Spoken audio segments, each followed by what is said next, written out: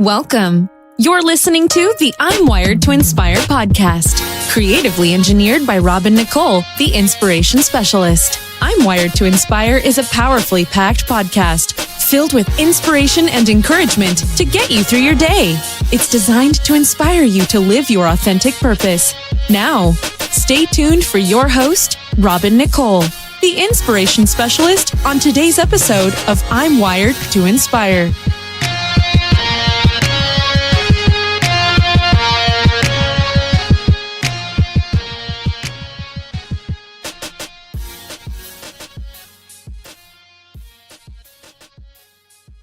Hey everyone, and thank you so much for joining me today on my podcast. I'm Nicole, the inspiration specialist, and I'm wired to inspire you to live your authentic purpose.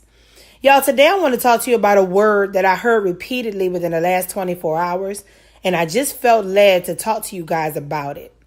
The word is yet, Y-E-T. And when I thought about this word, that is literally the place many of us have been stuck in because we're waiting on God to do something for us, right?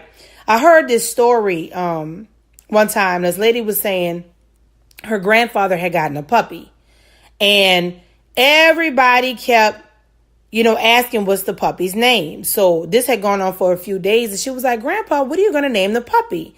So every time she looked up, somebody was asking him the same question. So on the last day, she said, "Well, Grandpa, what are you going to name the puppy?" He said, "Yet." She said, "Yet? Yet is not a puppy's name." He said, "Well, everybody kept asking me what was his name. And I said, I don't know his name yet." And she said, right then he realized, you know what? I'm going to name the puppy Yet, because people just constantly keep asking me what it is and I don't have it yet. And that just became the name.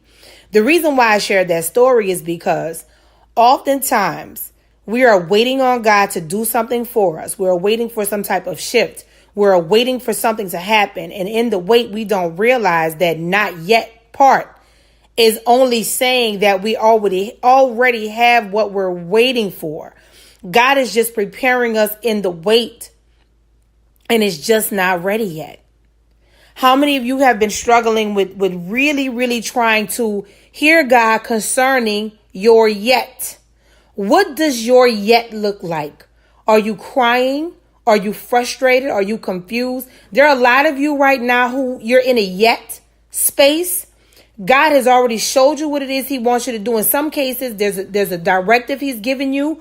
For some of you, he's told you to be with somebody, to marry somebody. For some of you, he may have told you to go into business with somebody. For some of you, he may have told you to create something or to do something. But whatever that thing is, you are getting stuck in your yet because you feel like you can't pull the trigger because that yet part has not come to pass. And oftentimes, believe it or not, God is not going to let anything happen until you find comfort in the yet space. Because yes, he may not have done what it is you're expecting him to do yet, but the yet is just a confirmation that it's going to get done. Yet is really the spiritual equivalent to a period. Period.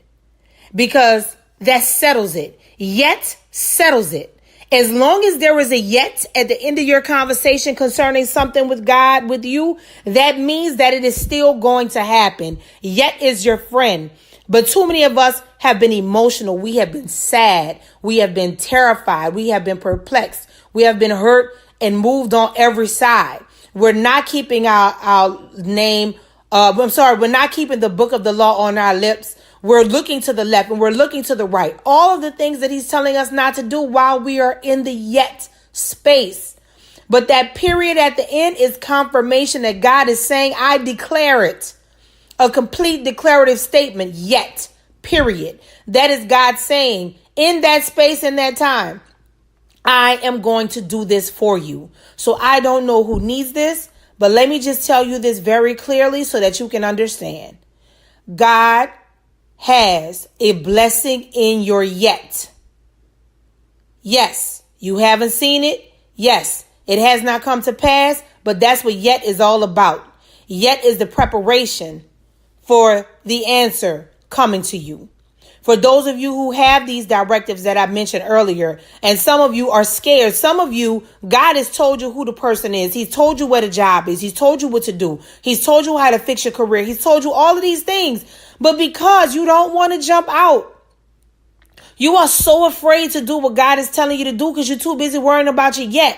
You're too busy expecting him to do something one way or well, you know what? Maybe he's going to show me somebody better, or maybe he's going to teach me something else, or maybe this, maybe that. How about maybe what God is showing you is literally beautiful and more than what you could have ever imagined? More money is attached to the business deal. This person is incredible. But how about there are only certain things that God is showing you in the yet to see if you are going to trust him to take the leap?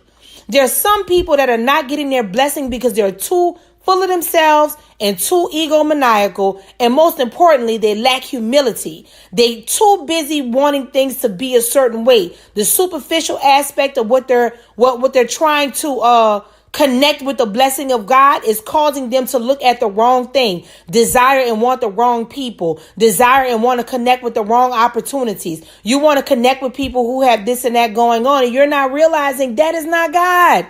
The enemy is making it tempting. He's trying to make it familiar. A lot of y'all dealing with familiar spirits, people that you go way back with, or ideas that you may have had with people back in the G, and you know God don't want you working with them people no more. There's so many different things that he's showing you, but you are stuck in your yet. You have got to get out of that space, because I'm telling you, I'm telling you from myself. This has been my own experience as of late. There is so much God was trying to show me, but I was stuck in my yet. I was too busy being sad and upset and so curious and just super and just super loquacious, always asking questions, constantly this, constantly that, not allowing God to be God in that situation. So whoever needs this, you need to find your yes in your yet. And you need to remove what it is that is causing you to take your yet for granted. That time in that space, you need to treat that like a person. That time in that space, don't take it for granted. Don't be so caught up thinking God is not listening. Don't be so caught up thinking that what God is showing you is a settle. Or you thinking it's the enemy. Oh, I'm settling for that. That's not a good deal. You know what? The reason why God is testing you is because he knows that you're not humble enough to receive it. God is not showing you the end game because he knows where your mind is. Get your mind right in your yet. And when you get your mind right in your yet, that is when it will come to pass. And that is when you will be blessed. I'm wired to inspire. I hope you are too.